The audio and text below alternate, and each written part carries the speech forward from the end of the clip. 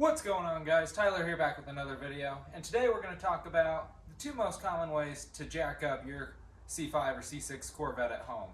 When it comes to jacking up your vehicle, you might have ramps like these laying around at home. And the downside is, when it comes to the Corvettes, a ramp like this is just a little bit too steep of an angle to be able to drive up without it beating up your front bumper quite a bit. If we lay this down and look here, when you try and take these ramps and butt them up to the tire, you can see it starts pinching right here, and now you're making contact with the front bumper here, and we're still 4 to 6 inches away from it actually being able to go up on the tire. But if you take a ramp that's much smaller, like this, you're able to get it up on the tire, be able to drive up on here, and then it gives you enough room to be able to get a jack under. But if you needed to get the rear of the vehicle up higher, these ramps will work just fine for the rear, since we got a much better departure angle than we do approach angle. Having little ramps like these makes it super convenient to jack up the front end of your Corvette. Because if I try and just take the jack and push it under, keep in mind I have a low profile floor jack, I cannot get to the front crossmember before my jack runs out of reach. But if we take this back up and we drive up on these ramps,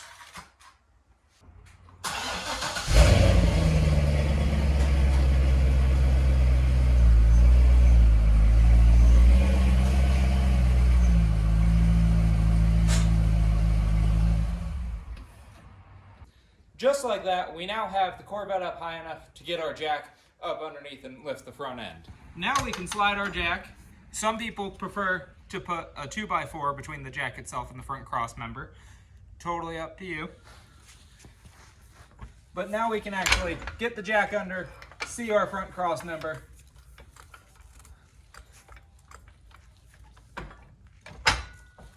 and begin to jack it up.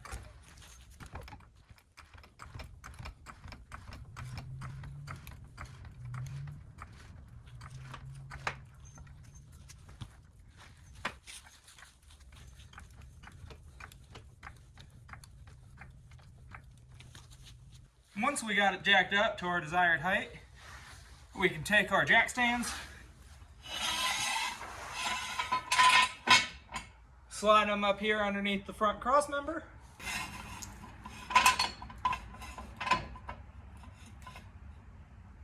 and now we can lower it down.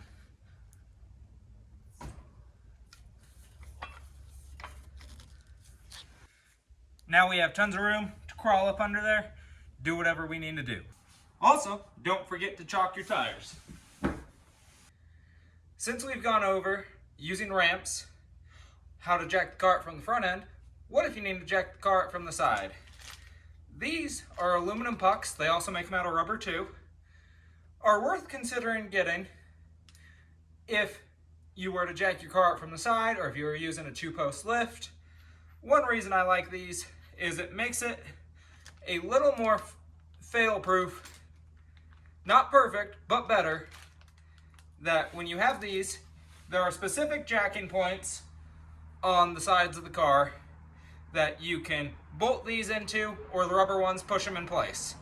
I like these aluminum ones because they can bolt into place, and they'll stay there, but that way if you ever needed to jack your car up on the side of the road, or if you're using a 4-post lift, it makes it super clear and obvious where to jack from.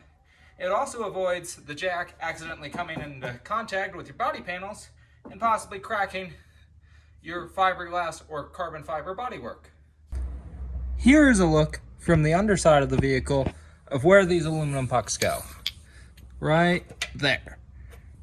Now I'll show you bolting them in.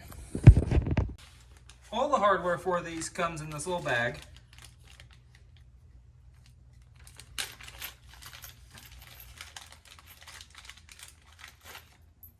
Each puck takes 2 of these little bolts, this back block, and it even gives you an Allen key The Allen key it comes with is great because it prevents you from over tightening them.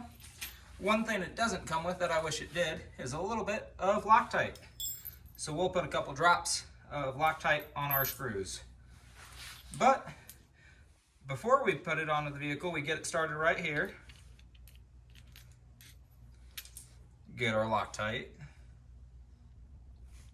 Just a little bit.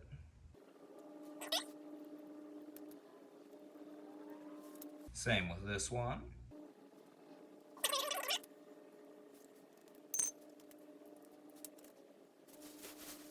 Now that we got it started, slide it up in here, align the aluminum block with the way the hole's facing, pushing the bolts up, then we can rotate it 90 degrees. Now all we have to do is tighten them down.